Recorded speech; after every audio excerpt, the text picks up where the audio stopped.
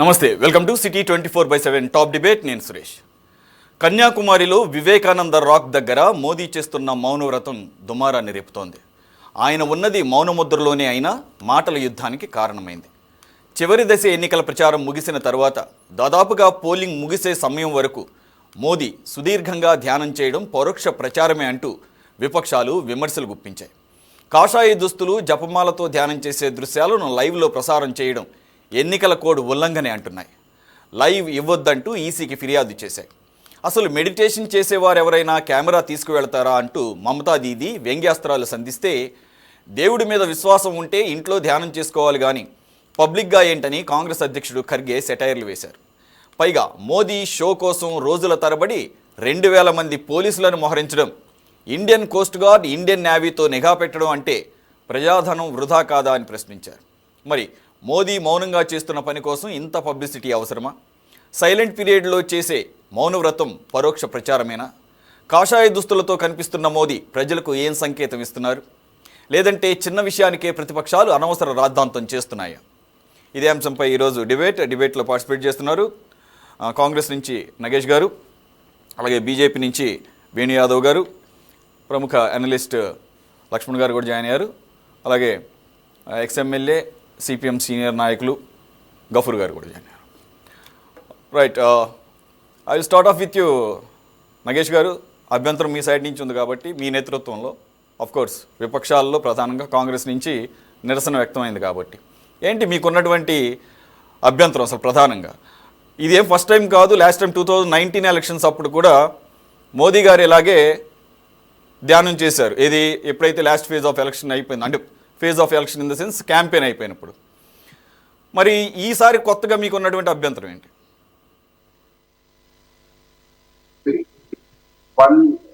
Election process 7 phases last election కూడా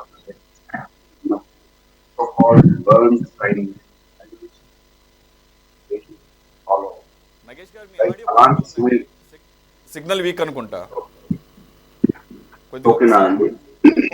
If possible, can you check it out? Your voice is breaking out. Signal weak ఉన్నట్టుంది. Shall I come back to you again? A bit later? Go ahead. Right, okay.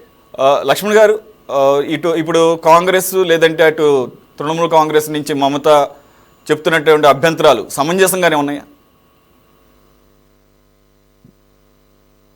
ఏదో విమర్శ చెయ్యాలి కాబట్టి చేయటమే. ఇక్కడ ఎన్నికల నియమ నిబంధనల్లో అభ్యర్థి కానీ లేదా రాజకీయ పార్టీ నాయకులు కానీ వాళ్ళు ఏ వేషాలు వేసుకోవాలి, ఏ డ్రెస్సులు వేసుకోవాలి, ఏ పూజ చేసుకోవాలి, ఏ పూజ చేసుకోకూడదు, ఎక్కడ చేసుకోవాలి, ఎందుకు చేసుకోవాలి, ఇవన్నీ ఉన్నాయి ఎక్కడన్నా? వాళ్ళ ఇష్టం అది. సరే, ఒకటి ఏంటంటే ప్రచారం జరుగుతున్నది ఎందుకు? ఓకే, అది ప్రశ్నించాల్సిన అవసరం. ప్రచారం ఎవరిస్తున్నారు? మీడియా సంస్థలు ఇస్తున్నాయి. మీడియా సంస్థలు కూడా స్వేచ్ఛ ఉంది కదా, ఎవరు ఎక్కడ ఏం చేస్తున్నారు, ఎక్కడ పోతున్నారు, ఏంటి, ఎక్కడ కూర్చున్నారు, ఎవరైనా ప్రధానమంత్రి హోదాలో ప్రధానమంత్రిగా ఉండేటువంటి నరేంద్ర మోడీ గారి యొక్క పర్యటన ఎక్కడ ఉంటారు, ఏం చేస్తారు అన్నది మీడియా నిఘా పెడుతుంది, మీడియా వెంబడి కూడా పడుతుంది. అలాగే పార్టీ కూడా ప్రచారం తీసుకుంటది. ఇప్పుడు తీసుకోవటం వల్ల ఓట్ల శాతం ఏమైనా పెరుగుతుందా? ఆయన ఏమైనా కాషాయ అవసరాలు వేసి అక్కడ కూర్చుని తపస్సు చేస్తేనో లేకపోతే జపం చేస్తేనో దానివల్ల ఓట్ల శాతం పెరుగుతుందా లేకపోతే తగ్గుతుందా? ఏమి జరగదు కదా. ఆయన 2019లో కూడా కేదార్నాథ్కి వెళ్ళి అలాగే కూర్చున్నాడు. అప్పుడు కూడా ఎలక్షన్ కమిషన్ కంప్లైంట్ ఇచ్చినట్టు నాకు గుర్తుంది. కానీ ఎలక్షన్ కమిషన్ పరిధిలోకి రాదు, ఆయన ఆ సంబంధం లేదు మాకు అని చెప్పి వదిలేశారు.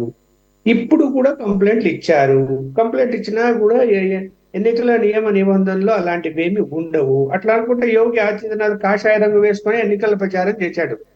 ఆయన కాషాయ రంగే వదలలేదు ఈ రోజు వరకు. ముఖ్యమంత్రిగా వదలలేదు, ఎన్నికల ప్రచారంలో కూడా వదలలేదు.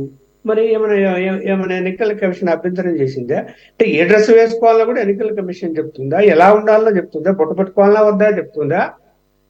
ఎవరు క్రిస్టియన్ సంబంధించిన వాళ్ళు ఎక్కడంటే మతానికి సంబంధించినటువంటి ఆలయాల్లోకి వెళ్ళి రాజకీయ పార్టీలు ఎన్నికల ప్రచారం చేయకూడదు, అలాగే మసీదులలో చేయకూడదు, చర్చిలలో చేయకూడదు అని ఉంటుంది తప్ప తాను ఏ దేవుని నమ్మాలో, ఏ దేవుని దగ్గర పోయి ప్రార్థన చేయాలో, ఎలా డ్రెస్ వేసుకోవాలో, ఎలా వేసుకోకూడదు అవన్నీ కూడా తన వ్యక్తిగతానికి సంబంధించింది.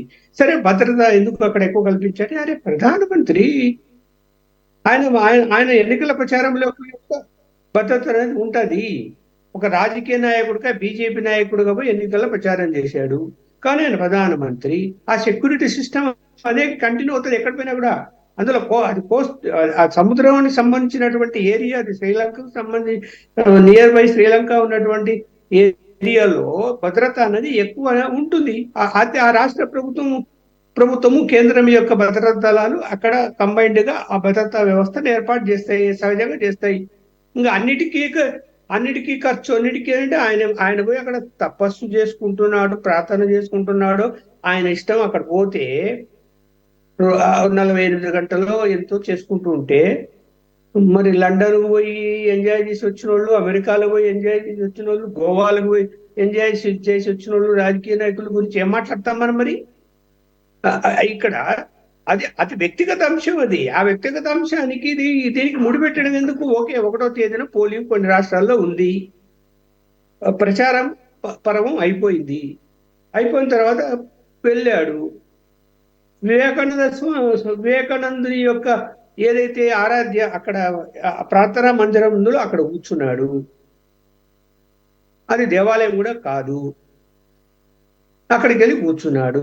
ఆయన డ్రెస్ అనేది ఆయన ఇష్టము, ఆయన భక్తితో కూర్చోవాలనుకున్నాడు, కూర్చున్నాడు. ఏదో మౌనవ్రతం పాటిస్తున్నాడు అనుకుందాము. అంటే ఈ ప్రతిపక్ష పార్టీలకి అంటే ఇక్కడ లక్ష్మణ్ గారు మీ ఆడియో మళ్ళీ మ్యూట్లోకి వెళ్ళింది.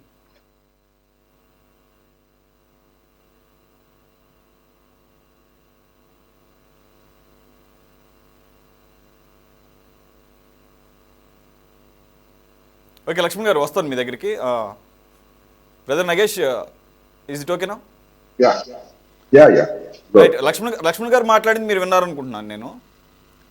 యాజ్ అన్ అనలిస్ట్గా ఆయన అంటున్నది ఏంటంటే, ఈవెన్ లాస్ట్ టైం కూడా, if is not wrong, last time కూడా కేదార్నాథ్ దగ్గర ఆయన ధ్యానం చేసినప్పుడు కాంగ్రెస్ ఇలాగే అబ్జెక్షన్ చేస్తే అది ఈసీ ఏమీ దాన్ని కన్సిడర్ చేయలేదు. అయినా కూడా కన్సిడర్ చేస్తుందో లేదో పక్కన పెడితే, ఆయన ఏ డ్రెస్ వేసుకోవాలి, ఏం చేయాలి అనేది కూడా ఎలక్షన్ కమిషన్ నిర్దేశిస్తుందా అని చెప్పేసి ఆయన అంటున్నారు. చాలామంది కూల్ ఆఫ్ పీరియడ్లో, సైలెంట్ పీరియడ్లో చక్కగా విదేశీ యాత్రలు కూడా చేస్తున్న సందర్భంలో ఆయనకు నచ్చింది, ఆయనకి ఏదైతే మనసుకి ప్రశాంతతనిస్తుందో అది చేసుకుంటే దీంట్లో అభ్యంతరం ఏమి ఉండదు. రెండు, ఆయన ప్రధానమంత్రి హోదాలో ఉన్నారు కాబట్టి సెక్యూరిటీ అవన్నీ. అయితే మీకు సంబంధించి మీ సీనియర్ నాయకులు సింఘ్వి ఇచ్చిన ఎలక్షన్ కమిషన్కి నివేదించినటువంటి 2 ప్రధాన అబ్జెక్షన్స్ ఏంటంటే, మాకేం అభ్యంతరం లేదు ఆయన June 1 ఈవినింగ్ తర్వాత చేసుకుంటే, లేదంటే ఒకవేళ ఆయన ఇప్పుడు చేసుకునే లెక్క అయితే మీడియా కవరేజ్ ఉండకూడదు. ఈ 2 పాయింట్స్ని మేము హైలైట్ చేస్తున్నాం. Because when media covers it will comes under a type of campaign which is not allowed under the model code of conduct. 48 hours silent పీరియడ్ని ఇది బ్రేక్ చేసినట్టు అంటున్నారు. How you gonna defend it? What is there? ఇప్పుడు లక్ష్మణ్ గారు మాట్లాడినప్పుడు విన్నాను నేను. Very nice. Prime minister Modi గారు ధ్యానంకి వెళ్తున్నారు. It sound so good. ధ్యానంకి వెళ్తున్నారు, దేశ వెల్ బీయింగ్ కోసం, మన ప్రజల కోసం డెఫినెట్ గా వెళ్ళాల్సిందే. ఆయన స్పిరిచువల్ మోడ్ లో ఉండాల్సిందే. కానీ సార్, ఇక్కడ మనం చూడాల్సింది ఏంటంటే, ప్రైమ్ మినిస్టర్ చైరే ఎగ్జాంపులరీగా ఉండాలన్నది నా అబ్జర్వేషన్ సార్. మీకు ఎలా ఉంటుంది? 1, he's being a prime minister, he's supposed to wait until the code of conduct goes, because law is supreme on this earth, right? Election code of conduct active ఉన్నప్పుడు, అటు side Orissa last phase of election బాకీ ఉన్నప్పుడు, దానికన్నా ముందే ఈ activity అవసరమా? Being your a learn person. One, ఒకవేళ మీకు ఇలా అనిపించట్లేదు అంటే మా ప్రాబ్లం బీయింగ్ అపోజిషన్ ఏంటంటే free and fair conduct of the electionary ఈ దేశంలో అవుతుందా? ఒకవేళ అవుతుంది అంటే మీరు ఎస్ అని చెప్పి దానికి ఎగ్జాంపుల్ చెప్పండి. ఇంకోటి, మీరు రాజస్థాన్, ఉత్తరాఖండ్, మంది, ఇది హిమాచల్ ప్రదేశ్ నుంచి సౌత్ ఇండియా వరకు మంగళసూత్రాలు, ముస్లింలు, రిలీజియస్ కమ్యూనిటీని అండర్ మైనింగ్ చేసుకొని మాట్లాడిన ప్రైమ్ మినిస్టర్ గారు ఇప్పుడు వెళ్ళి మౌనవ్రతం వేస్తే ఆ ధ్యానంలో వెళ్తున్నాడు ఆయన. వీటి దగ్గర మీరు అబ్జర్వ్ చేస్తూ ఉంటే ఎలక్షన్ కోడ్ ఆఫ్ కండక్ట్ ని వీక్ చేస్తూ, హైదరాబాద్ లో కూడా అది జరిగింది. బాణ ఆరో ఏమో మస్జిద్ కి టార్గెట్ చేసుకొని హేమలత గారు election code of conduct violence, complete misuse, బుర్ఖాలు తనే వాలంటరీగా ఫీమేల్స్ ఫేస్ పై నుంచి అన్వీల్ చేయడము. అంటే ఇక్కడ లా అండ్ ఆర్డర్ ని ఎవరో అండర్ మైన్ చేస్తున్నారు, ruling BJP government. That is what our pain. Second, last 10 years లో ఎన్ని ప్రెస్ మీట్లు అయ్యాయి sir? Prime minister of India PMO office నుంచి ఎన్ని ప్రెస్ మీట్ అయింది? శూన్యం. ఇంతవరకు దేశ ప్రజలకు చెప్పింది ఏం లేదు, సక్సెస్ ఏంటి, వెల్ఫేర్ మీద మాట్లాడింది ఏం లేదు.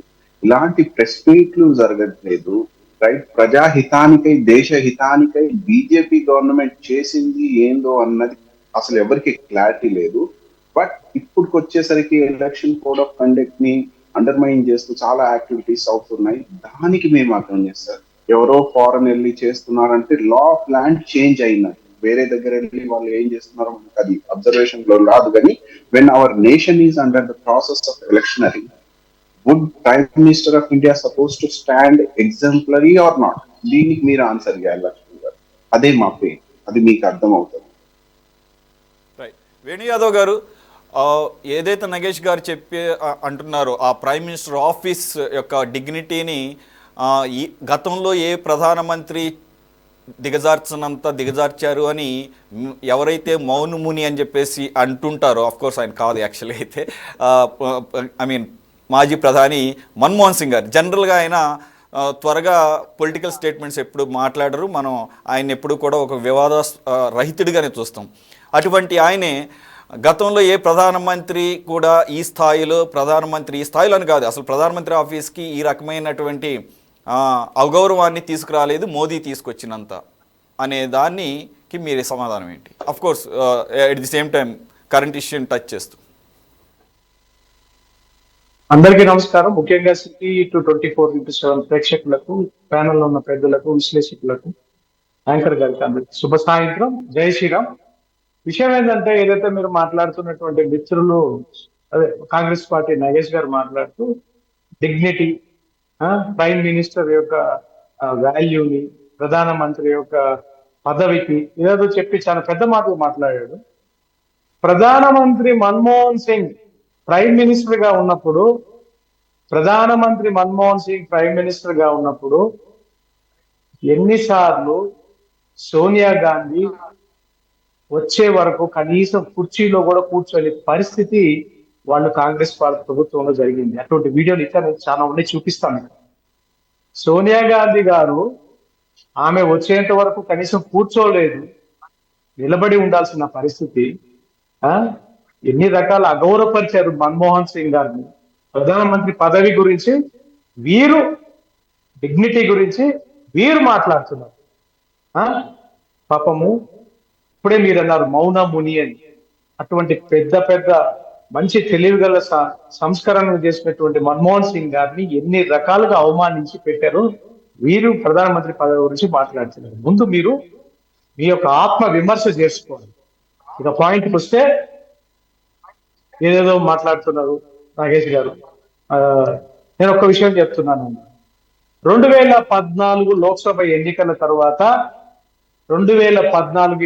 తర్వాత మహారాష్ట్రలోని ప్రతాప్ గఢ్ ని ఆయన ఆ రోజు ప్రియతమ ప్రధాని నరేంద్ర మోదీ గారు ఛత్రపతి శివాజీకి సంబంధించినటువంటి ప్రతాప్ గఢ్ ని సందర్శించినటువంటి విషయం 2014లో.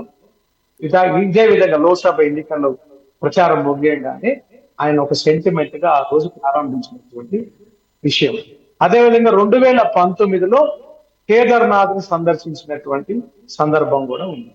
అదేవిధంగా ఈ రోజు 2024లో ఈ రోజు ఆయన యొక్క గురువు, ఇంతకు ముందు హిందూ ఏక్తా యాత్ర మురళీ మనోహర్ జోషి గారు ప్రారంభించినటువంటి ఏక్తాలో గతంలో దాదాపు 15-20 సంవత్సరాల క్రితం, 22 సంవత్సరాల క్రితము మురళీ మనోహర్ జోషి గారు ప్రారంభించినటువంటి యాత్రకు సంబంధించి ఆ రోజు ప్రస్తుత ప్రధానమంత్రి నరేంద్ర మోదీ గారు ఒక లీడ్ తీసుకొని అక్కడ ఉన్నటువంటి ఫోటోస్ కూడా ఈరోజు వైరల్ అవుతున్నాయి. నేను ఏమంటున్నానంటే, ఇప్పుడు ప్రచారము అనేది మీడియా సంస్థలటువంటి వాళ్ళ యొక్క రేటింగ్ గురించి ప్రధానమంత్రి ఆ విధంగా వెళ్ళాడు అని చెప్పను, ఈ విధంగా చేశాడు అని చేస్తున్నటువంటి మీడియాకు సంబంధించి ఎవరు కూడా అబ్జెక్షన్ చెప్పలేరు. ఒకటి. రెండోది, వీళ్ళు ఈ రోజు మాకు జూన్ 1 తర్వాత సాయంత్రం చేసుకుంటే పర్వాలేదు. అసలు మీరెవరండి? మీకేం సంబంధం ఉంది? ప్రధానమంత్రి గారు వ్యక్తిగతంగా ఒక గుడికి వెళ్లాల్సి ఉంటే మీ పర్మిషన్ అవసరమా? ఎలక్షన్ కమిషన్ ఆఫ్ ఇండియా ఎటువంటి అభ్యంతరం లేదు అని చెప్పని 2019లోనే చెప్పిందండి. MCC model of conduct code ఉల్లంఘన అని చెప్పని వీళ్ళు 2019లో కేదార్నాథ్ గురించి వెళ్తే అప్పుడే న్యాయ నిపుణులతో చర్చలు జరిపి న్యాయ నిపుణుల వేదికగా ఆ రోజే వాళ్ళకి కేదార్నాథ్ వెళ్లేందుకు అప్పుడు మోడీ గారికి పర్మిషన్ ఇచ్చిందండి. అంటే వీళ్ళు ఎలక్షన్ కమిషన్ ఆఫ్ ఇండియాని వీళ్ళే డిసైడ్ చేస్తారు, రాజ్యాంగాన్ని వీళ్ళే డిసైడ్ చేస్తారు, ప్రధానమంత్రి ఏం చేయాలో ఏం చేయకూడదో వీళ్ళే చెప్తారు. వేణు యాదవ్ గారు, ఇక్కడ ఎవరిని డిక్టేట్ చేయడానికి అవకాశం లేదు. ఇక్కడ ఏంటంటే రిప్రజెంటేషన్ ఇవ్వడంలో ఎవరికైనా కూడా హక్కు ఉంటుంది పార్టీల పరంగా. ఒక్క నిమిషం, మీరు ఇందాక పాయింట్ చేసిన దాంట్లో ఒక చిన్నది ఏంటంటే, ఇదేదో నగేష్ గారు అభ్యంతరం చెప్తుందో లేకపోతే ఎవరో కాదు, సాక్షాత్తు వాళ్ళ సీనియర్ నాయకుడు, సీనియర్ లాయర్ అభిషేక్ మను సింఘ్వి 2 పాయింట్స్ లేవనెత్తారు. ఎస్, మీరు కోట్ చేసింది ఒకటి, జూన్ 1 ఈవినింగ్ తర్వాత మాకేం అభ్యంతరం లేదు, ఆర్ఎల్స్ లేదు ఇప్పుడే చేసుకోండి.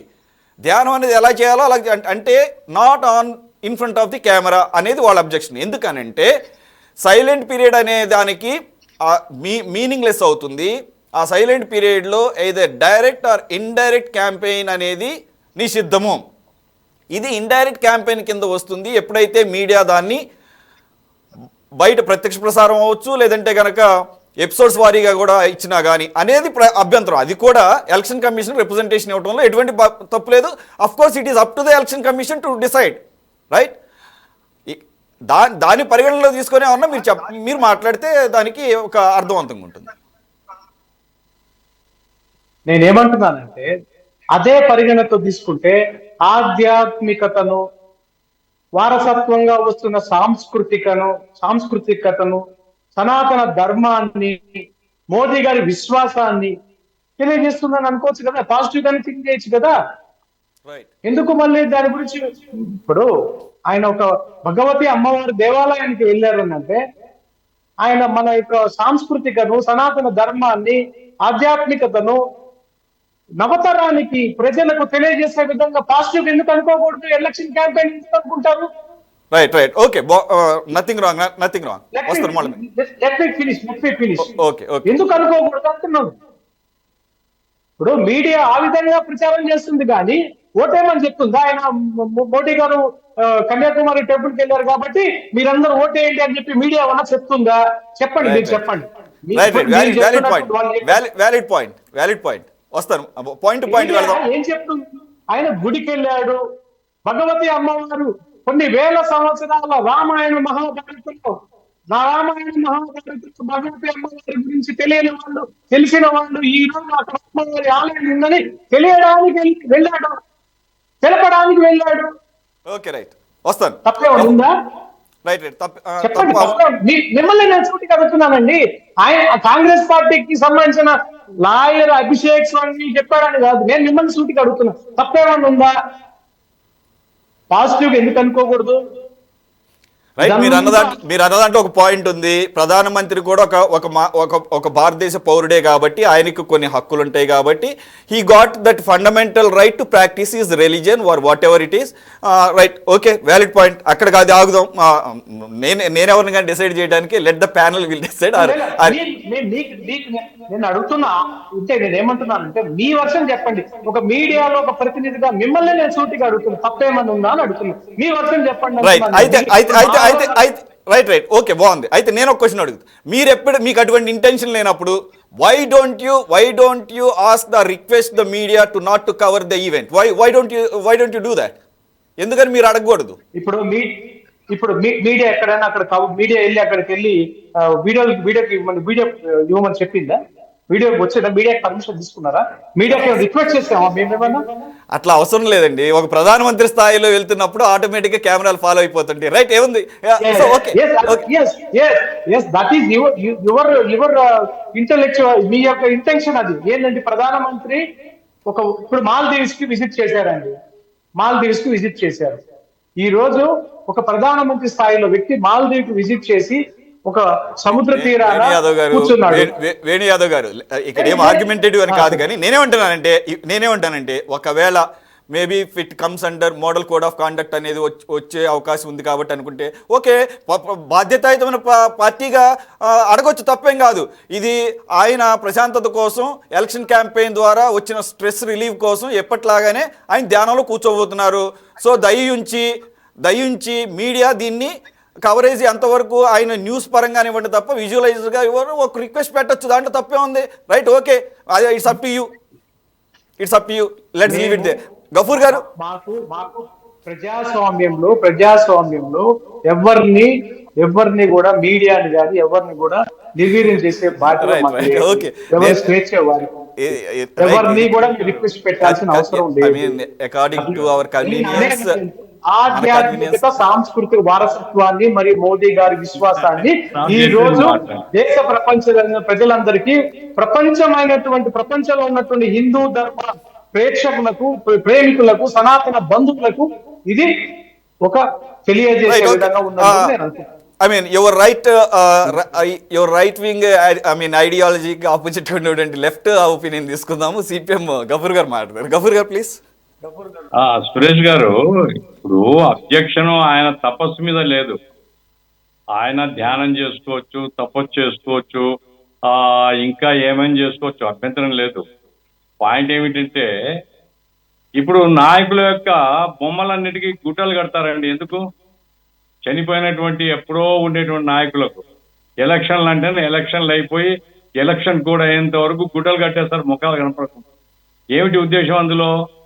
అంటే ప్రజల్ని ఇన్ఫ్లుయెన్స్ చేయకూడదు, ఇన్ఫ్లుయెన్స్ కాకూడదు, ఫ్రీ అండ్ ఫెయిర్ గా ప్రజలు ఆలోచించాలనేటువంటి ఉద్దేశం. ఇక్కడ పాయింట్ ఏమిటంటే ఆయన ఎలక్షన్ క్యాంపెయిన్ చేసుకొని పూర్తయిన తర్వాత పోయి అక్కడ ధ్యానం చేస్తున్నాడు. అయితే ఆ ధ్యానాన్ని వీళ్ళు అడుగుతున్నది ఏమిటి? ఇండియా కూటమి తరఫున కావచ్చు, లేదా లెఫ్ట్ తరఫున కావచ్చు, మేము కూడా రిప్రజెంట్ చేశాము. అయ్యా, ఆయన ధ్యానం చేసుకోవడం పర్సనల్ ఇష్యూ, ఆయన పర్సనల్ ఇష్యూ. స్ట్రెస్ పోగొట్టుకోవడానికా? ఇంకా నన్ను చెప్తే వేణు యాదవ్ గారికి కొంచెం బాధ కలగొచ్చు. కానీ ఒక సామెత ఉంది, చిన్నప్పటి నుంచి మేము నేర్చుకున్నాం. 100 ఎలుకలు తిన్న పిల్లి కాశయాత్ర చేసిందంట. ఇప్పుడు ఈ ఎలక్షన్ క్యాంపెయిన్ లో ఈ 1-2 నెలల నుంచి విపరీతమైనటువంటి విద్వేష ప్రచారం, మంగళసూత్రాలు లాక్కొని పోతారని, మీ ఆస్తులు లాక్కొని పోతారని, దుష్బైటేలు వచ్చేసినారు, దేశం యొక్క సంపద అంతా తినేస్తారని, ఈ రకంగా ఒక విష ప్రచారానికి ఛాంపియన్ ఎవరంటే మోడీ గారే. అందుకోసం ఆ పరిహారార్థ కోసం పోయి ఆయన కూర్చొని అభ్యంతరం లేదు. కానీ సింబాలిజం ఏమిటి ఇక్కడ? ఎందుకు నాయకుల యొక్క ముఖాలకు మనం బట్టలు కడతాము అంటే ప్రభావం లో ఉన్నారు అనేటువంటి ప్రభావం ప్రజలకు చెప్పాల్సిన పని లేదు. ఎందుకంటే లాస్ట్ ఫేజ్ ఆఫ్ ఎలక్షన్స్ ఉన్నాయి. రేపు 1వ తేదీ తర్వాత 1వ తేదీకి పోలింగ్ అయిపోతుంది. మీ ఇష్టం, ఒక రోజు కాదు 40 రోజులు మీరు ఇంకా చతుర్మాస దీక్ష పెట్టుకొని ఎవరికేం అభ్యంతరం? కాబట్టి ఈ ఎలక్షన్ ఆ వాతావరణం మీద మతాన్ని జోడించి ప్రచారం చేసుకోవడం అనేటువంటి సరైనది కాదు అనేది ఒక పాయింట్. అంగీకరిస్తుందా ఎలక్షన్ కమిషన్ అంగీకరించా వేరే సంగతి. ఎలక్షన్ కమిషన్ అంగీకరిస్తే అది వేరే, లేదు లేదు ఇట్ ఈస్ రైట్ అంటారు అనుకోండి, ఓకే జరిగిపోతుంది. పాయింట్ ఏమిటి, అడగనేకూడదు అనే హక్కు ఎవరికి లేదు, తపస్సు చేసుకోకూడదు అని చెప్పి హక్కు కూడా ఎవరికి లేదు. తపస్సు చేసుకోవడం ఆయన ఇష్టం, ధ్యానం చేసుకోవడం ఆయన ఇష్టం, ఇంకోటి పోయి ఇంకో చోట పూజ చేసుకోవడం ఆయన ఇష్టం. కానీ ఎలక్షన్ లాస్ట్ ఫేజ్ ఉంది కాబట్టి రేపు 1వ తేదీ వరకు పోలింగ్ జరుగుతుంది కాబట్టి ఈ పోలింగ్ ఒక రోజు ముందు ఆయన కూర్చోవడం వల్ల దీని ప్రభావము, ఈ మతం యొక్క ప్రభావము ప్రజల మీద పనిచేసి ప్రభావితం చేస్తున్నటువంటి పాయింట్. వెదర్ ఎలక్షన్ కమిషన్ అది అంగీకరిస్తుందా లేదా మనకు తెలియదు. ఎలక్షన్ కమిషన్ నో దాన్ని మేమేం పట్టించుకోమంటారు అనుకోండి, ఓకే అయిపోయింది, దట్ క్లోజ్ మ్యాటర్. అయితే అదే సమయంలో ప్రధానమంత్రి స్థాయిలో ఎట్లుండాలా ఒక వ్యక్తి, నరేంద్ర మోడీ అనే కాదు, మన్మోహన్ సింగ్ ఆయన సోనియా గాంధీ వచ్చేందుకు నిలబడి ఉన్నాడు అనే సోదరుడు చెప్తున్నాడు. నిలబడి ఉండడం తప్పు, ఆమె వచ్చినప్పుడు లేయచ్చు, అది వేరే సంగతి, పార్టీ అధ్యక్షురాలు కాబట్టి. అయితే నిలబడి ఉండి కూర్చోవడానికి కూడా భయపడి ఆమె కూర్చునైతే నిలబడి ఉంటాను, అట్లాంటి వ్యక్తిని, వ్యక్తిత్వం లేని బలహీనని ప్రధానమంత్రిగా పెట్టుకున్నాను అంటాం. అట్లాగే మతాన్ని గురించి విద్వేష ప్రచారాన్ని చేస్తే ఒక మత ఉన్మాది ప్రధానమంత్రిగా ఉన్నాడు అని చెప్పుకుంటాం, అంతే తప్ప ఉండకూడదు అనేది కూడా ఏం లేదు.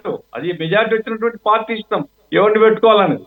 అయితే ప్రధానమంత్రి ఒక మోడల్గా ఉండాలి, ఆ మోడల్గా లేడు అనేటువంటిది point.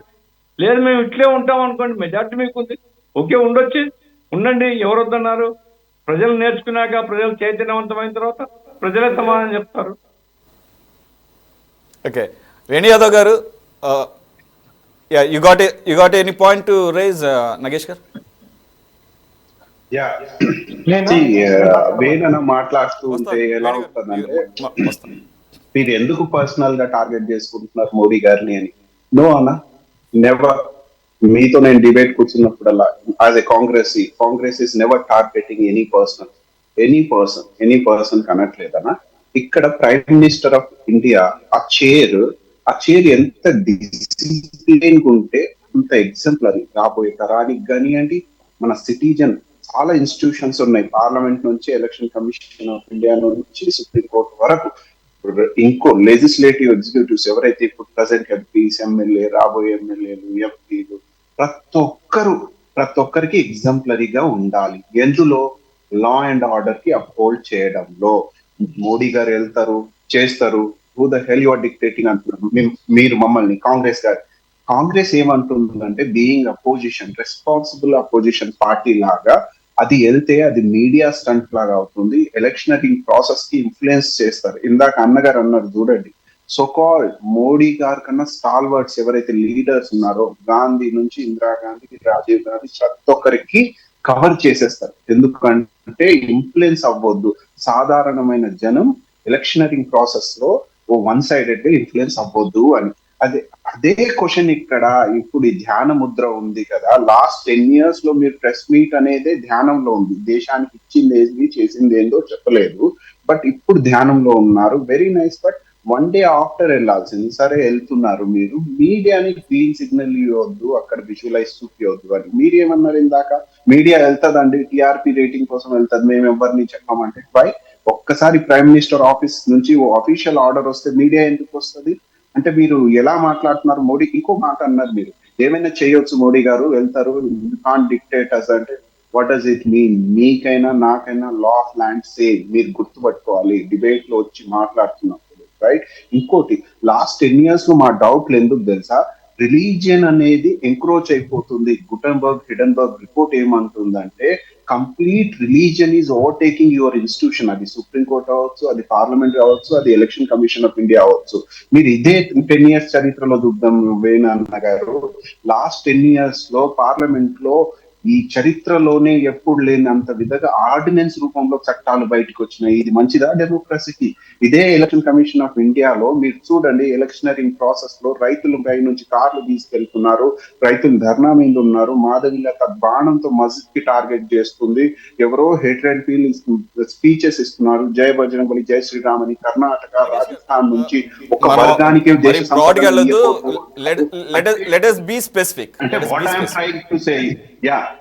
what I am trying to say, election commission of India code ఉన్నా కూడా ఎలక్షన్ కమిషన్ ఆఫ్ ఇండియా ఏం చెయ్యబోదు మాకు అని ఎవరైతే మాట్లాడుతున్నారో వాళ్ళకి ఇంతవరకు పనిష్మెంట్ లేదన్న గారు.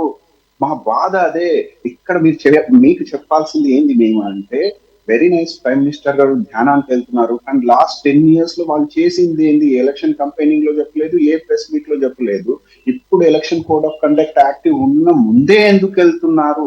ఏదో సస్పీషియస్, ఏదో ఏదో ఉంది suspicious. You want to influence largest people of this section of this society. మీరు మీ నీతిలో కరెక్ట్ 100% నీతితో మీరు ఉండుంటే దేశ హితానికై మీరు చేస్తున్నారా లేక ఓట్ ఇన్ఫ్లుయెన్స్ చేయడానికి చేస్తున్నారా అన్న డౌట్ ఉంది. దానికి మీరు ఆన్సర్ ఇవ్వండి. అంతే తప్ప మేము ఎవరికి పర్సనల్ కాదండి. ఇందాక మన అన్నగారు అన్నట్టు దానికి ఆన్సర్ ఇవ్వండి మీరు. So call stalwart senior most ని కవర్ చేసేస్తాం మనం కోడ్ ఆఫ్ కండక్ట్ ఉన్నప్పుడు. మోడీ గారు ఇప్పుడు ఇది భాగవత మందిరానికి వెళ్ళి ఇప్పుడు అవసరమా? వన్ సైడ్ రిలీజియస్ ఇన్ఫ్లుయెన్స్ అవుతుందేమో అన్న కోణంలోనే క్వశ్చన్ రేస్ చేస్తున్నాం. దీనికి ఆన్సర్ ఇవ్వండి. రైట్, ఓకే నగేష్ గారు. దాంతోపాటు I will add, I mean last 15-20 days I will come back to you. Nagesh మళ్ళీ వస్తాను మీ దగ్గరికి. లాస్ట్ 15-20 డేస్ నుంచి పర్టికులర్గా ఒక 3 phases ఆఫ్ ఎలక్షన్స్ తర్వాత మోదీ గారు స్పీచెస్లో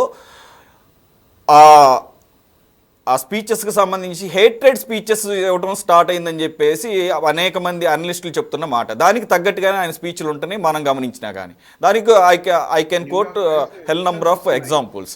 అవన్నీ దాడి జోలికి కూడా వెళ్ళొద్దు. రీసెంట్గా 2 days బ్యాక్ చేసినటువంటి మహాత్మా గాంధీ పేరు 1982లో గాంధీ సినిమా తీసే వరకు ప్రపంచానికి పెద్దగా తెలియదు. ఇది కూడా కాంగ్రెస్ కుట్రే. కాంగ్రెస్ అన్ని సంవత్సరాల పాటు పవర్లో ఉండి గాంధీని ఎలివేట్ చేయలేదు అని చెప్పేసి అంటున్నారు. గాంధీ ఐడియాలజీకి క్వైట్ ఆపోజిట్గా ఉండేటటువంటి ఆర్ఎస్ఎస్ భావజాలంతో వచ్చినటువంటి మోదీ గారు. సరే, దానికి అనలిస్టులు చాలామంది చెప్పింది మన దేశంలో కాదు, బయట దేశాల యొక్క దేశాధ్యక్షులుగా పనిచేసిన వాళ్ళు, సైంటిస్టులుగా పనిచేసిన వాళ్ళు కూడా మహాత్మా గాంధీని ఏ విధంగా రోల్ మోడల్గా తీసుకొని వాళ్ళ లైఫ్ని ఏ విధంగా ఇన్ఫ్లుయెన్స్ చేశారు అని చెప్పేసి అంటున్నటువంటి మాట. అలాగే ప్రధానంగా 3 Mలు, మంగళసూత్ర, ముజ్రా, లేదంటే కనుక ఈ ముస్లిం, ఈ రకమైనటువంటి ప్రసంగాలు ఎక్కువగా ఈసారి ప్రధానమంత్రి మోదీ గారి స్పీచ్లో వినపడిని. This shows his frustration that BJP ఈసారి వారు అనుకున్నటువంటి సీట్లను గెలవలేకపోతోంది అన్న ఒక అనుమానంతోనే మళ్ళీ డివైడ్ అండ్ హేట్రెడ్ స్పీచెస్ ద్వారా దీన్ని పోలింగ్ పర్సంటేజ్ని తమకు అనుకూలంగా మార్చుకునే ప్రయత్నం చేస్తున్నారనే దానిలో భాగంగానే ఈరోజు అబ్జెక్షన్ కూడా దానిలో భాగంగానే చేశారనేది ప్రముఖులు చెప్పేమాట. వాట్ యు సే?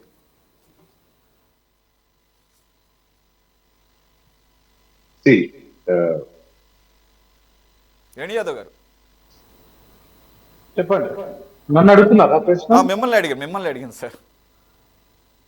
అసలు మీరు నగేష్ తో మాట్లాడుతున్నారని చెప్పి అనుకుంటున్నాను. నగేష్ తో మీ ఇద్దరు మాట్లాడుతున్నారు. లేదు. ఇప్పుడు నేను మాట్లాడిందంతా ప్రధానమంత్రి గారు మోదీ గారి స్పీచ్ల గురించి కాబట్టి నేను ఆయన అడిగే అవకాశం లేదు, మిమ్మల్ని అడుగుతున్నాను.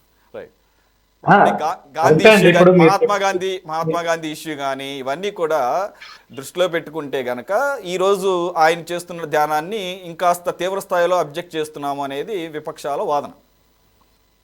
ఇప్పుడు ఎలక్షన్ కమిషన్ ఆఫ్ ఇండియా ఉంది, దానికి వీళ్ళు కంప్లైంట్ ఇవ్వడం జరిగింది. తర్వాత ఎలక్షన్ కమిషన్ ఆఫ్ ఇండియా కొన్ని విషయాల్లో మాట్లాడడం జరిగింది, కొన్ని విషయాలు దాని గురించి చెప్పడం కూడా జరిగింది. ఏదైనా ఎలక్షన్ కమిషన్ ఆఫ్ ఇండియా మాట్లాడుతున్న మాట అది.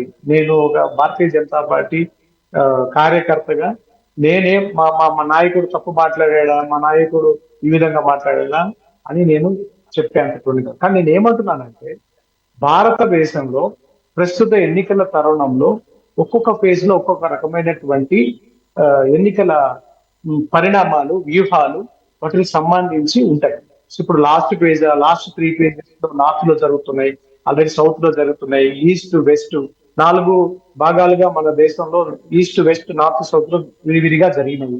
సో ఒక్కొక్క దశలో ఒక్కొక్క రకమైనటువంటి వ్యూహంలో భాగంగా మాట్లాడవచ్చు.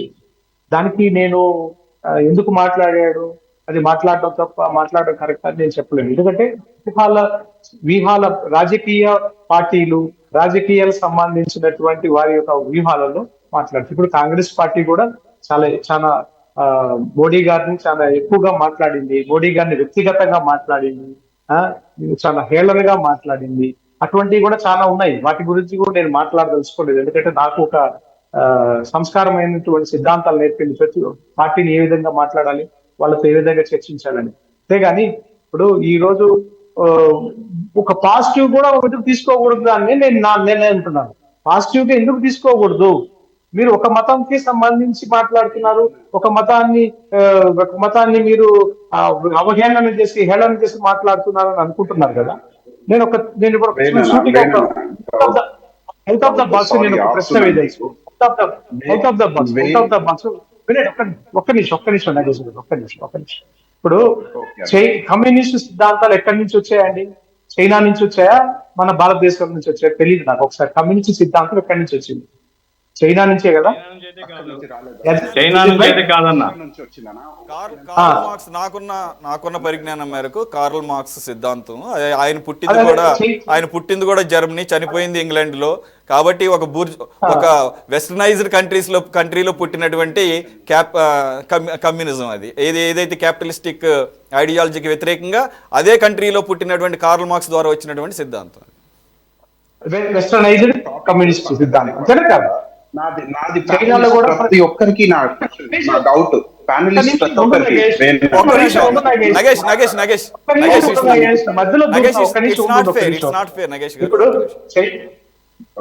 ఇప్పుడు చైనాలో కమ్యూనిస్ట్ సిద్ధాంతం జరుగుతుందా లేదా? అవును, వాళ్ళు అడాప్ట్ చేసుకున్నారు. ఒక సిద్ధాంతాన్ని ఎవరైనా అడాప్ట్ చేసుకోవచ్చు ప్రపంచవ్యాప్తంగా. కాంగ్రెస్ బీజేపీ సిద్ధాంతం నచ్చితే ఏ దేశమైనా కూడా తీసుకోవచ్చు, తప్పలేదు దాంట్లో. సరే, చైనాలో ప్రస్తుతం కమ్యూనిజం సిద్ధాంతాన్ని అవలంబిస్తుంది. కానీ నేను ఏమంటున్నానంటే అదే చైనాలో గత 2-3 రోజుల నుంచి ఒక వీడియో వైరల్ అవుతుంది. మసీదులన్నీ కూలగొడుతున్నారని చెప్పని ఒక వీడియో వచ్చింది. అది మీ దృష్టికి వచ్చిందో లేదో, ఇట్లాగే నేను ఇంటర్నెట్ లో నాకు కూడా ఒక వీడియో పంపించారు. దానికి సంబంధించి ఈ రోజు దేశంలో ఉన్నటువంటి పెద్ద పెద్ద కమ్యూనిస్టులు, ఇప్పుడు ప్రస్తుతానికి ఉన్నటువంటి మన ప్రేక్షకులు, మన సిటీ 24 లో ఈ రోజు మీడియా వేదికగా ఉన్నటువంటి గఫూర్ గారు, పెద్ద పెద్ద కమ్యూనిస్టులు, మీరందరూ ఎందుకు మాట్లాడడం లేదంటే అక్కడ మసీదులు కూల్ చేస్తున్నా అని చెప్పని ఒక వీడియో వైరల్ అవుతుంది ప్రస్తుతం మీకు ఈ లేటెస్ట్ అప్డేట్ లో. దానికి సంబంధించి చైనాలో జరుగుతున్నటువంటి ఒక మతం మీద జరుగుతున్నటువంటి ముస్లిం మతానికి సంబంధించినటువంటి మసీదుల్ని ఎక్కడికక్కడ కూల్ చేస్తుంటే ఇక్కడ ఉన్నటువంటి సెక్యులర్ వాదులు, కమ్యూనిస్ట్ వాదులు ఎక్కడ పోయారు? ఎందుకు మాట్లాడుతున్నారా? ఖచ్చితంగా మీరు చెప్పింది కరెక్ట్ అయ్యేది. అది అథెంటిక్ వీడియో అయితే గనక, అది వాస్తవం అయితే, అది చైనా అవ్వచ్చు, ఇంకొక దేశం అవ్వచ్చు, ఎవరైనా కానీ ఏ మతానికి సంబంధించిన వాటిని పగలగొట్టినా అది దేవాలయాలు అవ్వచ్చు, లేకపోతే మస్జిద్లు అవ్వచ్చు, లేదంటే గనక చర్చిలు అవ్వచ్చు, ఖచ్చితంగా ఖండిస్తారు. కమ్యూనిస్టులే కాదు, అక్రాస్ ద పార్టీస్ ఎవరైనా ఖండిస్తారు. ఈ రోజు దేశంలో ఖండించే వాళ్ళు లేరు. నేను వీడియో పంపిస్తాను గఫూర్ గారు. అంటే నేనేమన్నంటే మీకేమైనా ఇన్ఫర్మేషన్ సార్? చెప్తాను. ఇప్పుడు వేణు యాదవ్ గారికి పాపం మసీదుల మీద ప్రేమ పుట్టుకుని నాకు సంతోషం అనిపిస్తుంది. ఎందుకంటే మసీదులు అంటే విద్వేషాన్ని పెంచుతున్నారు మీరు. ఇప్పుడు చైనాలో జరుగుతుంది ఏమంటే, వాట్ ఐ రెడ్, నాకు కూడా వీడియోలు వచ్చినాయి. ఆ వీడియోలో ఉండేది ఏంటంటే, ఏదైతే ఈ మినార్లు ఉంటాయి కదా, ఈ మినార్లు పర్షియన్ కల్చర్. ఇప్పుడు చైనీస్ వాస్తును, చైనీస్ యొక్క ఆ శిల్పాన్ని దాన్ని దృష్టిలో పెట్టుకొని దే ఆర్ రీమోడలింగ్ ఈ టవర్స్ లేదా ఈ మినార్స్. ఆ రకంగా మసీదు పక్కన మీరు చూస్తే మినార్లు పెద్దగా పైకి హైట్ గా పోతాయి. అటువంటివి రీమోడలింగ్ చేసి they are not destructing the mask ఉంది.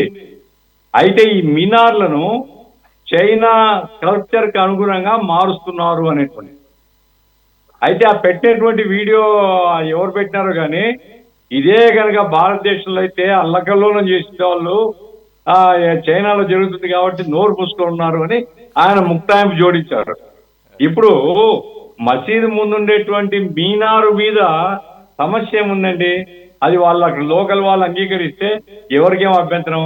మసీదులు కూలగొడితే తప్పు. నన్ను ఇట్లా కంటిన్యూ చేయమంటే నేను చెప్తాను. వేణు యాదవ్ గారు చాలా విషయాలు చెప్పారు. లేదు ఇతర సోదరులతో మాట్లాడిన తర్వాత మాట్లాడతాను. చెప్పండి కంప్లీట్ చేయండి. నా ప్రశ్న మళ్ళీ మీరు అడుగుతారు సార్. నేను ప్రశ్న అడగచ్చా మిమ్మల్ని? అడగొచ్చు సార్, మీకు సంపూర్ణమైనటువంటి అధికారం. మీరు డిబేట్ లో పాల్గొంటున్నప్పుడు మీరు అడగాల, మేము చెప్పాలా, మేము అడగాల, మీరు చెప్పాలా, మేము అడిగేదానికి కూడా మీరు చెప్పాలా.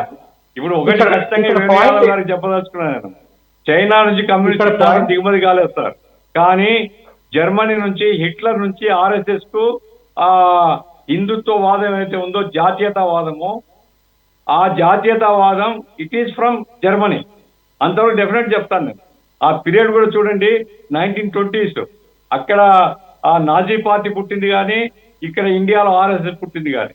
అది వరల్డ్ ఫినామినాలో ఆర్ఎస్ఎస్ అనేటువంటిది నాజీ వారసత్వాన్ని తీసుకున్నది మా అభిప్రాయం.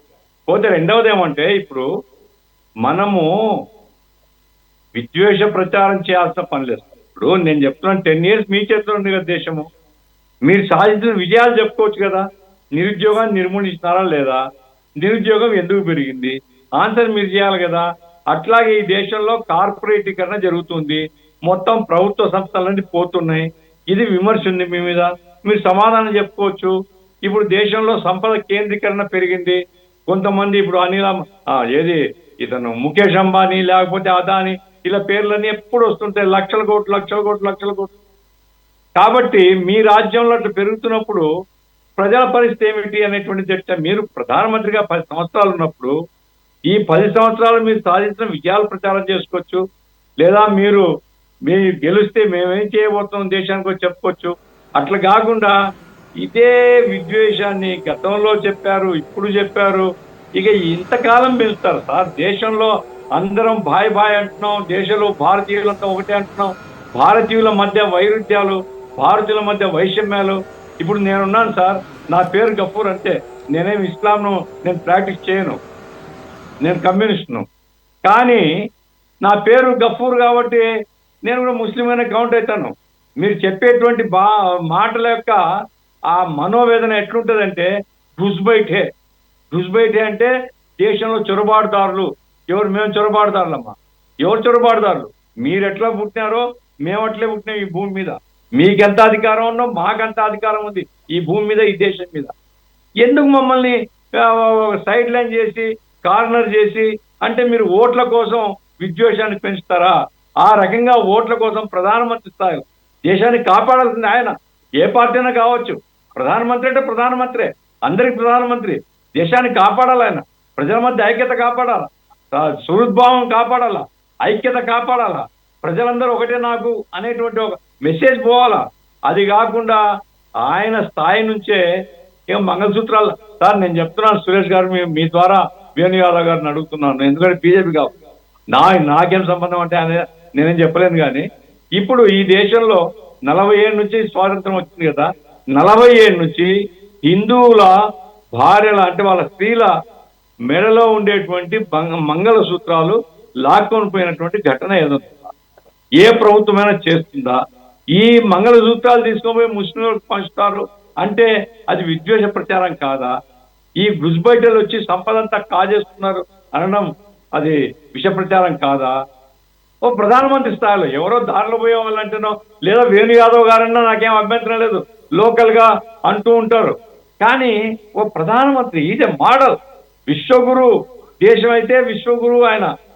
అటువంటి స్థాయిలో ఉండేటువంటి వ్యక్తి ఆయన నోటి నుంచి మాటలు వస్తే ఆవేదన కలుగుతుంది, బాధ కలుగుతుంది, దేశం ఏ వైపు పోతుంది అని. ఆయన పోయి ధ్యానం చేసి మెడిటేషన్ చేస్తే కోపం తగ్గుతుందంట, మెడిటేషన్ చేస్తే ఉద్రేకం తగ్గుతుందంట. తగ్గించుకొని రాని సంతోషం నాకు, కానీ ఇది మాత్రం మోడల్ కాదు సార్. అంతలో యాదవ్ గారు, వేణు యాదవ్ గారు సార్, ఇప్పుడు ఒక ఒక ఒక మసీదుకి మినారు ఉంది చైనాలో, అది ఇబ్బందికరంగా ఉంది అని సపోర్ట్ గా దాన్ని ఒక అర్థాన్ని వేరే విధంగా మార్చే విధంగా చెప్తాను. నేను ఏమంటున్నానంటే, అదే భారతదేశంలో, అదే ఇక్కడ దేశంలో ఎక్కడైనా ఒక చర్చిను కానీ, ఒక మసీదును కానీ ఏమైనా ప్రభుత్వం టచ్ చేసిందా? ఎక్కడైనటువంటి ఇబ్బంది పెట్టిందా? ఏ మతాన్ని అయినా సరే, ఎక్కడైనా సరే ఎక్కడైనటువంటి ఆక్షేపణ చేసింది? చైనాకు పంపిద్దాం సార్, వేణు యాదవ్ గారిని చైనాకు పంపిద్దాం, అక్కడ ఆర్గనైజ్ చేయని. కాసేపు చైనా వదిలేసేయండి, చైనా సంగతి మనకెందుకు, మనం ఇండియాలో ఉన్నాం కదా.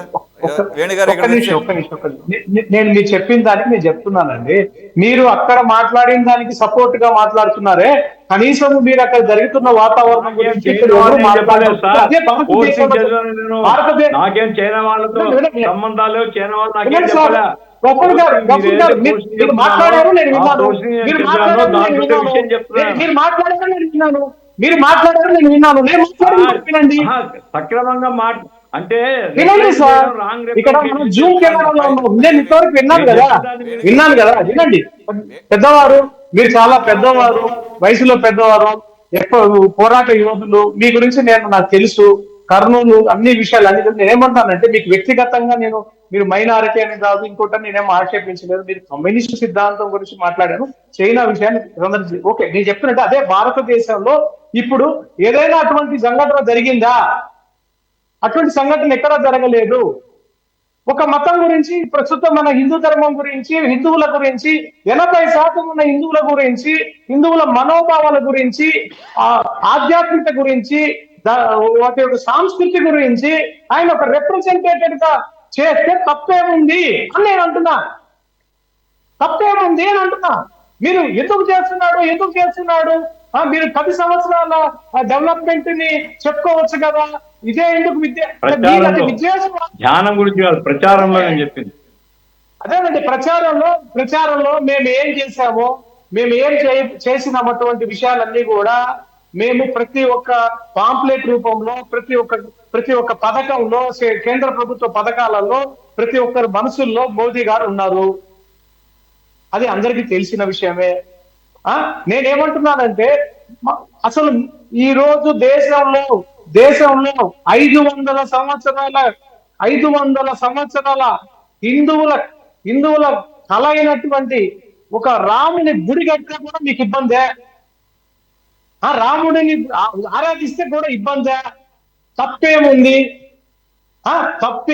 అని అడుగుతున్నాం మిమ్మల్ని. కానీ మీరు ఎంతసేపటికి మోడీ గారి మీద ఇటువంటి విషపు ప్రచారం చేసి, మోదీ గారి మీద ఇట్లా హిందువులకి ఆయన ప్రతినిధి, అవునండి, హిందువులకు ప్రతినిధో, దేశానికి ప్రతినిధో, ధర్మానికి ప్రతినిధో, ఈ రోజు హిందూ ధర్మానికి ఆయన ప్రజల్లో ప్రపంచం వ్యాప్తంగా హిందూ ధర్మాన్ని ఈ రోజు రిప్రజెంట్ చేస్తున్నాడండి. మోదీ అనే ప్రధానమంత్రిగా ఆయన రిప్రజెంట్ చేస్తున్నాడు. మీకుండే అభిప్రాయాలు మీకుంటే దాన్ని ఎవరు తప్పట్లా. అయితే at the same time reasonable గా ఉండాలి. ఒక్క నిమిషం అండి, అక్కడతో ఆగలేదు కదా. రామ మందిరం ఓపెన్ చేయడం, లేకపోతే ఆ సెరమనీకి ఎవ్వరు అభ్యంతరం చెప్పాల. కానీ దాన్ని కూడా ప్రచారంలో భాగంగా కాంగ్రెస్ వాళ్ళు వస్తే మళ్ళీ దాని మీద బుల్డోజర్లు పంపిస్తారు. కాంగ్రెస్ వాళ్ళు వస్తే, లేకపోతే ఇండియా బ్లాక్ వస్తే మళ్ళా రామ్లల్లా మళ్ళీ టెంట్ కిందకు వస్తాడు. మరి ఇవి అవసరమా చెప్పండి? ఎవరు అభ్యంతరం పలికారు? తప్పేముందండి? ఉత్తరప్రదేశ్ లో రాముని మందిరం కట్టడానికి పోతే కరసేవకుల్ని కాల్చి చంపారండి. అది జరిగింది అసలు జరిగింది కూడా అసలు అప్పుడు అది జరిగింది కూడా కేంద్రంలో యూపీఏ ప్రభుత్వం హయాంలోనే కదా. కొద్దిగా వాళ్ళకు కూడా మరకుంది. అది మస్జిద్ కూల్చివేత అనే టైంలో సెంటర్ లో ఉన్నది యూపీఏ కాంగ్రెస్ గవర్నమెంటే, పివి నరసింహరావు హయాంలో. అది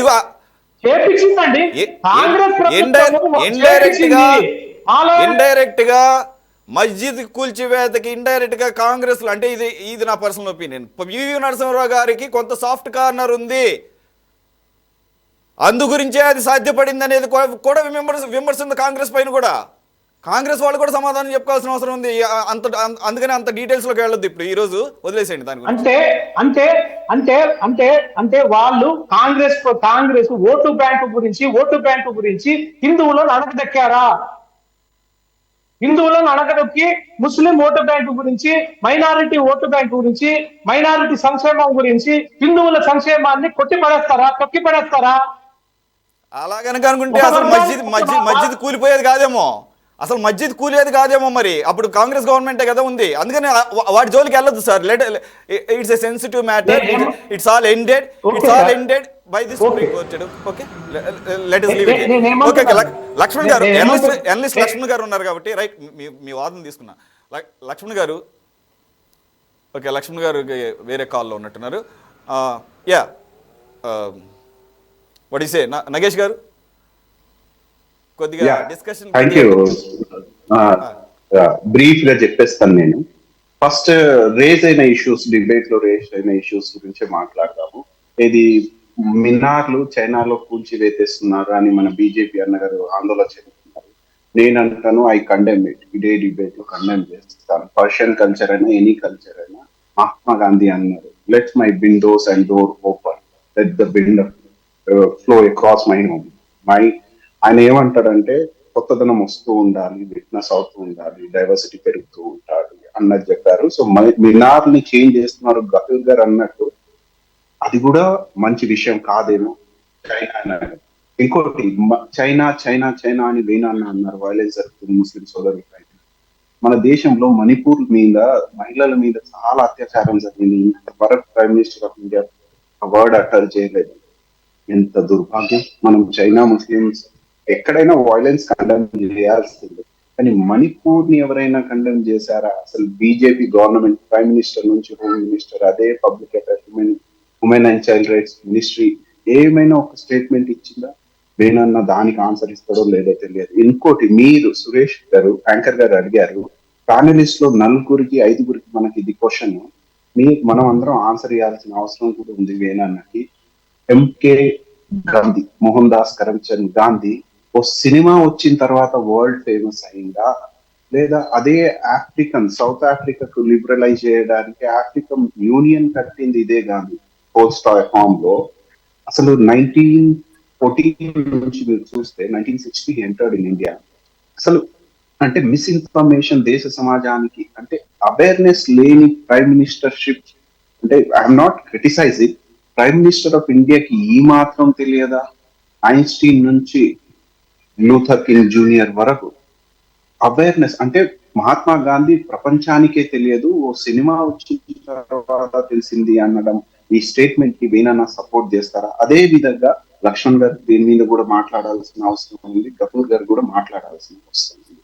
వి must talk on diverse area.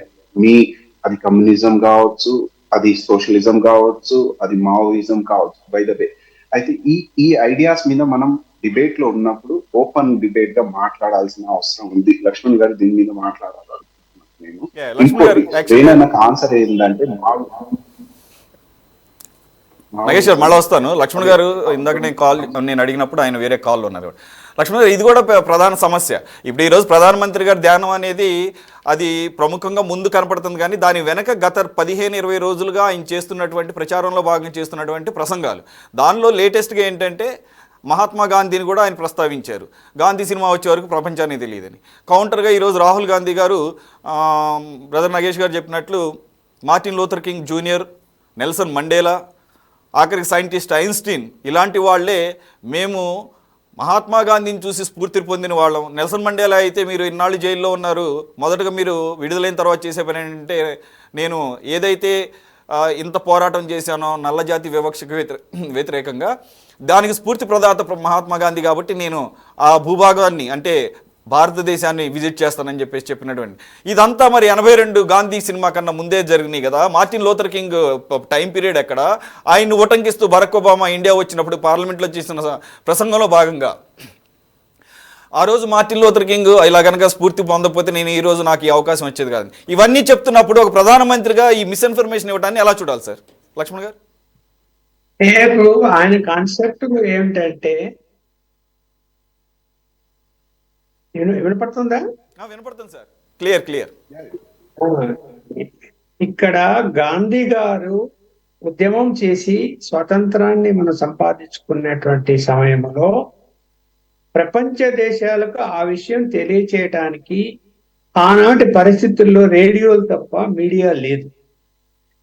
ప్రచారం అన్నది రేడియోలో పేరు వింటారు తప్ప, ఒకవేళ అక్కడ ప్రసారాలు చేసి ఉంటే మనిషి ఎవరో తెలుసుకునేటువంటి అవకాశాలు లేవు, ఎలా ఉంటాడు అని. సినిమా తీయటం వలన ఆ సినిమా అన్నది ప్రపంచవ్యాప్తంగా వెళ్ళిపోయింది. మహాత్మా గాంధీ గారు ఇండియా స్వాతంత్రం తెచ్చాడు, సినిమా చూద్దాము అనేది ప్రపంచ దేశాలకు వెళ్ళిపోయి మహాత్మా గాంధీ అనే ఆయన ఎవరు, ఎలా ఉంటారు, ఏం చేశారు అన్నది, ఆయన యొక్క ఉద్యమం ఎలా చేశాడు, స్వాతంత్రం ఎలా తెచ్చాడు అన్నది తెలుసుకోగలిగినారు అనే కాన్సెప్ట్ లో మాట్లాడాడు. నాకైతే అలా అర్థమైంది. సరే, దానికి మహాత్మా గాంధీ గారి ప్రపంచానికే తెలియదు అన్నాడు అంటే ఇంక మనం ఏం చేయలేదు. దానికి తెలియదు అంటే ఇది ఎలా తెలుస్తుంది? ఇప్పుడు చెప్పండి, ఇంగ్లీష్ మీడియంలో చదువుకునేటువంటి పిల్లల్ని లేకపోతే వాళ్ళని పిలిచి ఇందిరాగాంధీ ఎవరైనా అడగండి, 10th క్లాస్ చదివే పిల్లలు చెప్తున్నారేమో. మన ఇండియాలో, వేరే దేశాలు పక్కన పెట్టండి, మన ఇండియాలో హూఇజ్ ఇందిరాగాంధీ అంటున్నారు, మనం తిరిగి ప్రశ్నిస్తున్నారు. అది కొత్త ఇక్కడ ఇంత సోషల్ మీడియా వచ్చినా, ఇంత నాలెడ్జ్ ఉన్నా, స్కూళ్ళలో పాఠాలు చెప్తూ ఉన్నా కూడా నా మనవరాల్ని నేను ప్రశ్నేసిన ఇండియా క్యాపిటల్ ఏది అని తెలుసా, చెప్పలేకపోయింది. మరి ఏం చెప్పాలి చెప్పండి? సమయం పడుతుంది. దానికి మహాత్మా గాంధీ గారి గురించి మన జనరేషన్లకు అందరికీ తెలుసు, మన వయసు రీత్యా తెలుసు. రాబోయేటువంటి పిల్లలందరికీ కూడా తెలియాలని కూడా మనం కోరుకోవాలి. కానీ తెలుసుకుంటున్నారా? స్కూళ్ళల్లో చెప్తున్నారా? ఏంటి చెప్తున్నారు? ఏ పద్యాలు లోపల, ఏ పాఠాలు చెప్తున్నారు? లోపల ఏం జరుగుతున్నది చెప్పండి. మహాత్మా గాంధీ గురించి ఎన్ని సినిమాలు మళ్ళీ వస్తున్నాయి? ఎందుకు స్క్రీన్ లో మళ్ళీ రావడం లేదు? ఇవన్నీ కూడా చర్చించాల్సిన అంశాలు. గాంధీ గారి నుంచి మనం మర్చిపోతాము అంటే మన తరాల వరకే, భావి తరాలు కూడా మర్చిపోయేటువంటి పరిస్థితులు కనిపిస్తున్నాయా లేదా ఇక్కడ? మళ్ళీ గాంధీ గారి మీద విమర్శలు చేస్తున్నారు, నెహ్రూ గారి మీద విమర్శలు చేస్తున్నారు,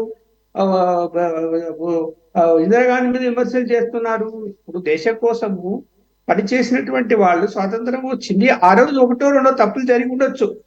రాష్ట్ర విభజన, దేశ విభజన విషయంలో ఏం జరిగిందో, తర్వాత ఏం జరిగిందో, ఆ నిర్ణయాలు తీసుకునేటప్పుడు అన్ని పరిపాలనలో అన్ని కరెక్ట్ నిర్ణయాలు ఏ ప్రభుత్వము తీసుకోలేదు. ఏదో ఒకటి పొరపాటు జరుగుతాయి. ప్రధాని నరేంద్ర మోడీ గారు తీసుకునే అన్ని నిర్ణయాలు సరిగా ఉన్నాయా? రైతుల చట్టాలు తీసుకొచ్చే ఉద్యమం జరిగితే క్షమాపణ చెప్పి చట్టాన్ని పక్కన పెట్టాడా లేదా? జరుగుతాయి. కాకపోతే ఏంటరా అంటే, మహాత్మా గాంధీ గురించి ఆయన ఏమి అవమానకరంగానో లేకపోతే ఇంకో విధంగానో మాట్లాడినట్టు నేనైతే ఆ విన్న వీడియో నాకైతే అలానే స్ఫురించింది. సినిమా రావడం వల్ల ప్రపంచ దేశాలు తెలుసుకోగలిగినాయి. ఇది వాస్తవమే. యాక్చువల్ గాంధీ గారిని అవమానకరంగా మాట్లాడలేదులేండి. ఆయన ఉద్దేశం ఏంటంటే, కాంగ్రెస్ వాంటెడ్లీ గాంధీని ప్రొజెక్ట్ చేయలేదు. అన్ని దశాబ్దాలుగా అధికారంలో ఉన్నా కూడా గాంధీని కావాలని అండర్మైన్ చేశారు. ప్రపంచానికి పూర్తి మీరు అన్నట్టుగా రావాల్సినంత ప్రచారం కల్పించకుండా అనేది ఉద్దేశం. అంటే ఎన్నికల ప్రచారంలో భాగంగా కాంగ్రెస్ని టార్గెట్ చేశారనేది అక్కడ మనకి కనబడుతుంది. ఇప్పుడు మనము నరేంద్ర మోడీ గారిని కూడా ఒక రాజకీయ నాయకుడిగా తీసుకోవాల్సిందే. ఎన్నికల ప్రచారం అయిపోయింది కాబట్టి ప్రధానమంత్రిగా మాట్లాడుకుంటాం. ప్రచారంలో రాజకీయ నాయకుడు, బీజేపీ నాయకుడుగానే మాట్లాడుకోవాలి. నాయకులు అనే వాళ్ళు ఇవాళ ఎవరు సక్రమంగా మాట్లాడుతున్నారు? చెప్పిన దాంట్లో కూడా పాయింట్ ఉంది, కానీ ప్రచారం ఏం చెప్తారు సమాధానం? లక్ష్మణ్ గారు మీరు చెప్పిన దాంట్లో పాయింట్ ఉంది, కానీ ఫ్యాక్చువల్ గా ఉండాలి, ప్రచారాలు ఎప్పుడు పాజిటివ్ గా ఉండాలి అనేది కదా ఇక్కడ మనం ఆవేశంలో మాట్లాడతారు. ఇప్పుడు మనము మాట్లాడకూడదు. కొన్ని అంశాలు ప్రధానమంత్రి గారు మాట్లాడిన వాటిని నేను కూడా అంగీకరించడం లేదు, మాట్లాడకూడదు. కానీ బహిరంగ సభలకు వెళ్ళిపోయిన తర్వాత ఆవేశాలు వస్తున్నాయి. ఎందుకు వస్తున్నాయి అర్థం కావడం లేదు. ప్రతి ఒక్కరు అసలు ఇంకా జగన్మోహన్ రెడ్డి గారు ఎలా మాట్లాడారు, చంద్రబాబు నాయుడు ఎలా మాట్లాడారు, అసలు ముందు రాహుల్ గాంధీ ఎన్ని మాటలు మాట్లాడాడు దేశం గురించి చెప్పండి. ఎన్ని అంశాలు మాట్లాడాడు. మరి భారత మాత అంటే ఆమె ఎవరు అంటాడు. ఇవన్నీ కూడా మరి అన్ని చర్చించాల్సిన అంశాలే కదా. సార్ మీ ఆడియో మ్యూట్ లోకి వెళ్ళింది సార్. ఇప్పటి వరకు బాగానే ఉంది మీ ఆడియో. మహాత్మా గాంధీకి సంబంధించి జాతీయోద్యమం ఆయన అంతకంటే ముందే ఆఫ్రికాలో జాతీయోద్యమంలో పాల్గొన్నాడు. ఆ తర్వాత ఇక్కడికి వచ్చాడు. ఇక్కడ జాతీయోద్యమం ప్రపంచం అంతా నివ్వెరపోయినటువంటి అహింసా పద్ధతిలో పెద్ద ఉద్యమాన్ని నడిపాడు. ఇంటర్నేషనల్ సిచ్యువేషన్ లో మనకు స్వాతంత్రం వచ్చింది. ఆ సందర్భంగా ఏమంటే మహాత్మా గాంధీకి నోబెల్ బహుమతి ఇవ్వాలి అనేటువంటి చర్చ కూడా నడిచింది. అంటే ఒక రాజకీయ నాయకుడు పెట్టిన పోస్టింగ్ చూసిన నేను, నరేంద్ర మోడీ గారు పుట్టక ముందే మహాత్మా గాంధీ గారికి నోబెల్ బహుమతి ఇవ్వాలనేటువంటి చర్చ నడిచింది. కాబట్టి ఆ విషయాలన్నీ ఆయన తెలుసుకొని మాట్లాడంటే బాగుండేది. సరే ఏమైనా ఇంకా అయిపోయింది, దాన్ని అంతా మనం లాగి పీకి చేసేది ఏముంది. కానీ ఆయన కాంగ్రెస్ తిట్టదలుచుకున్నాడు, అంతే కదా. కాంగ్రెస్ ను గాంధీ తిట్టదలుచుకున్నాడు, గాంధీని చంపిన వాళ్ళు మీరు అని చెప్తారు లాస్ట్. అది పరిస్థితి. కాబట్టి ఏదో జరుగుతుంది రాజకీయాల్లో. ఏమిటంటే ఏదో ఒక విధంగా గాంధీ మహాత్ముడు అయితే గనక ప్రస్తుతం అయితే అందరికి మళ్ళా అందరికి నోళ్ళలో నాంతున్నారు. అది పాజిటివ్ అంశం అనుకో. నాటున్నాడు. అయితే దానికి అభ్యంతరం లేదు sir. Okay, I mean positive గానే కొన్ని అంశాలు చర్చిద్దాం దాంట్లో. కానీ it's not a joke when it comes to mujra అనేది ఏంటంటే అది ఒక క్యాబరే డ్యాన్స్ లాంటిది. ఏది పచ్చిగా మాట్లాడుకోవాలంటే అప్పట్లో మొఘల్ హయాంలో నవాబులు వాళ్ళ ఆనందం కోసం చేసేటటువంటి ముజ్రా నృత్యాన్ని మోదీ గారి నోటి ద్వారా కాంగ్రెస్ ప్రభుత్వం ఈ రకంగా ఎవరైతే వారు ఒక కమ్యూనిటీకి అనుకూలంగా పనిచేయాలనుకుంటారో వాళ్ళకి ముజ్రా చేస్తుంది అంటే ఎటువంటి సందేశం వస్తుంది సార్ ఇది? అంటే నవాబులతో ఇప్పుడు ఆయన కథక్ పోల్చలేదు, భరతనాట్యం పోల్చలేదు, కూచిపూడి పోల్చలేదు, ఎప్పుడో రాజరేఖం అది కూడా. వేణు యాదవ్ గారు ముజ్రా తెలుసా? ముజ్రా చూశారా మీరు ఎప్పుడన్నా?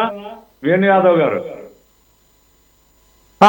చూడలేదు, మీరు ఎక్కడైనా చూసారా ముజ్రా? నేను చూడలేదు సార్. ఎందుకంటే ప్రధానమంత్రి గారు ఆయన చూడడానికి స్కోప్ లేదు. ఆయన మనకంటే మనమన్నా ఇంకా మనం బాహ్య ప్రపంచము ఇవేవి ఉంటది. ఆయన చిన్నప్పటి నుంచి సంఘ దాంట్లో ఉన్నాడు, ఆయనకు ముజ్రా చూసే అవకాశమే లేదు. అయినా ముజ్రాని గురించి మాట్లాడుతున్నారా? ఎక్కడ చూసింటాడని నాకు అర్థం కాలే. ఇప్పుడు ఒకటి సార్, ఇప్పుడే పెద్దలు లక్ష్మణ్ గారు చెప్పినట్టు, ఇప్పుడు రాజకీయంగా ఒక పార్టీని టార్గెట్ చేసేటప్పుడు కాంగ్రెస్ పార్టీ మీరు చెప్పినట్టుగా ఆయన స్పీచెస్ ఎక్కువ, హేటెడ్ స్పీచెస్ ఎక్కువైనాయి అంటే రాహుల్ గాంధీ కూడా మాట్లాడినటువంటి హేటెడ్ స్పీచ్ ని బట్టి ప్రధానమంత్రి గారు కూడా మాట్లాడుంటారని నేను అంటున్నాను. ఇప్పుడు రాహుల్ గాంధీ కూడా చాలా అవమానకరమైనటువంటి మాటలు అవి నేను ఈ మీడియా ముఖంగా చెప్పదలుచుకోలేదు. ఇంతకుముందే పదే పదే నేను ఆ విధంగా మాట్లాడదలుచుకోలేదు. ఇప్పుడు రాహుల్ గాంధీ మాట్లాడిన మాటలు ఎక్కువ చర్చలోకి ఎందుకు వస్తలేవు అంటే మాట్లాడిన వ్యక్తి ప్రభావం బట్టి కూడా చర్చలోకి వస్తుంది. ఈరోజు ప్రధానమంత్రి ఆయన వ్యక్తి ప్రభావము, ఆయన ఈ రోజు ప్రపంచంలో ఒక విశ్వగురు స్థానాన్ని, మన భారతదేశాన్ని విశ్వగురు స్థానంలో ఉంచేందుకు కృషి చేస్తున్నటువంటి వ్యక్తి ఈ రోజు ఆయన టార్గెట్ అయ్యాడు అందరికి. ఆయన మళ్ళీ రాకూడదు, ఆయన మళ్ళీ వస్తే ఇక మన పరిస్థితి ఖల్లాస్ అని కొన్ని దుష్ట శక్తులు ఇవన్నీ కలిసి ఈ రోజు దేశంలో పరాయి దేశస్తులతో కూడా చేతులు కలిపినటువంటి సందర్భాలు ఉన్నాయి. పరాయి దేశంతో కూడా వేణు యాదవ్ గారు ఎక్కడ కలుపుతారు? అవకాశం ఉంటే గింటే ప్రతిపక్షాలకు, లేకపోతే ఇదంటే అధికారంలో మీకుంటది. సామాన్యులు చిన్న చిన్న పార్టీలు వెళ్ళి ఎక్కడ కలుస్తాయండి? అంత పెద్ద మాటలు. వేణు యాదవ్ గారు ఒకటి పాయింట్ ఏంటంటే ఇప్పుడు అంబానీ పాజిటివ్ క్యాంపెయిన్ చేసుంటే గనక సార్ మీరు అన్నట్లుగా గత 10 సంవత్సరాల్లో నిజంగా నరేంద్ర మోదీ గారు చెప్పాలనుకుంటే కొన్ని అంశాలు ఖచ్చితంగా చెప్పుకోవచ్చు. గ్లోబల్ ప్లాట్ఫామ్లో ఏమేమి తీసుకొచ్చాను అవి చెప్పడమే మర్చిపోయారు ఆయన. అదే ఆశ్చర్యం వేస్తుంది. విపక్షాలు కూడా ఆశ్చర్యపోతున్నాయి. అసలు చేసిన కొన్నిటిని కూడా అవి మర్చిపోయి ఈ రకమైన ప్రచారాలు ఎందుకు చేస్తున్నారని చెప్పేసి. అంటే ఎక్కడైతే చేయనటువంటి అంశాలు మళ్ళీ బయటకు వస్తాయో, ఏదైతే నిరుద్యోగం పెరగడం అవ్వచ్చు, లేదంటే కనుక పంటలకు ఇవ్వాల్సినటువంటి మినిమం ప్రైస్, లేదంటే కనుక రైతుల్ని ఈ రకంగా 2022 కల్లా కూడా వాళ్ళ ఆదాయం రెట్టింపు చేస్తారని అవి ఫెయిల్ అయ్యారు. ఇవన్నీ మరి ప్రస్తావనకు వస్తాయి అనుకున్నారో ఏమో. మరి ఆయన డిఫెన్స్లోకి వెళ్ళాడు ఈసారి, ఆయన అఫెన్స్లో చేయలా. ఆయన క్యాంపెయిన్ పాజిటివ్ అండ్ అఫెన్సివ్గా లేదు, which is entirely different from what we seen in last 10 years. That is not the Modi we seen. We seen a different Modi in last 15 to 20 days, which is surprising to not only, opposition parties, to the media as well, like me, right? Nagesh garu, it is going to be, never-ending debate. Let's conclude. Yeah, I'll conclude it in a beautiful term. మనం అందరికీ congratulation.